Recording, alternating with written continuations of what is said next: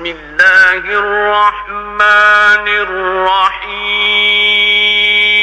السلام علیکم ورحمۃ اللہ وبرکاتہ۔ پیارے ناظرین، آج ایک نئی معلوماتی ویڈیو کے ساتھ آپ کی خدمت میں حاضر ہوں۔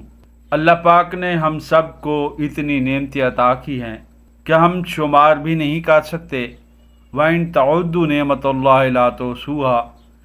اللہ پاک نے اتنی بے بہا نعمتیں عطا کی ہیں کہ ان کو ایک انسان شمار بھی نہیں کر سکتا۔ تو دوستو، پھل اور سبزیاں بھی اللہ تعالیٰ کی نعمت ہیں۔ آج ایک سبزی کے بارے میں اس کے کچھ فائدے میں آپ کو بتانے والا ہوں، میرے ساتھ رہیے گا۔ انشاءاللہ یہ ویڈیو آپ کو پسند بھی آئے گی اور آپ کے لیے کارآمد بھی ہوگی۔ تو آج کی سبزی ہے کریلا۔ پیارے ناظرین، کریلا ایسی مشہور و معروف سبزی ہے جو پورے برصغیر پاک و ہند میں کثرت سے اگائی و کھائی جاتی ہے۔ اس کا اصل وطن چین، ہانگ کانگ، تائیوان اور فلپائن بیان کیا جاتا ہے۔ اس کا ذائقہ قدرے کڑوا ہوتا ہے۔ اس کی دو قسمیں ہیں، ایک عام اور ایک جنگلی ہے جسے ککوڑا بھی کہا جاتا ہے۔ بہت سے لوگ کریلا اس لیے نہیں کھاتے کہ اس کا ذائقہ کڑوا ہوتا ہے۔ ایسے لوگوں کو اس کی افادیت کا علم نہیں۔ خواتین اس کی کڑواہٹ کو دور کرنے کے لیے اسے بار بار نمک لگا کر دھوتی ہیں۔ اس طرح کرنے سے کریلے کے نمکیات ضائع ہو جاتے ہیں۔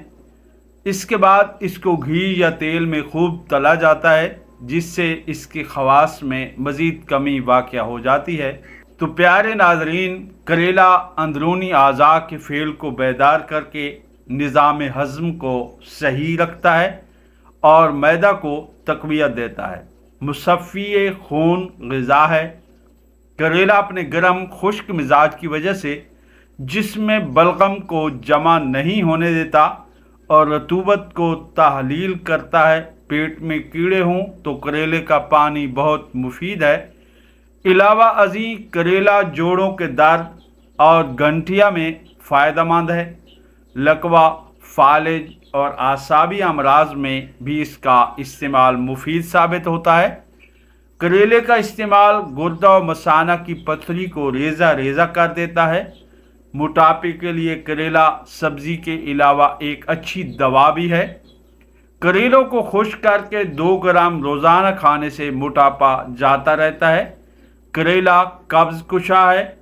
یہ جسم انسانی سے ہر قسم کے زہروں اور رکے ہوئے فاسد مادوں کو بتدریج خارج کرتا ہے۔ معدہ، جگر اور گردوں کی غلاظتوں اور انتڑیوں سے ریح کو خارج کرتا ہے۔ قبض کشا ہونے کے باوجود پیٹ میں مروڑ پیدا نہیں کرتا۔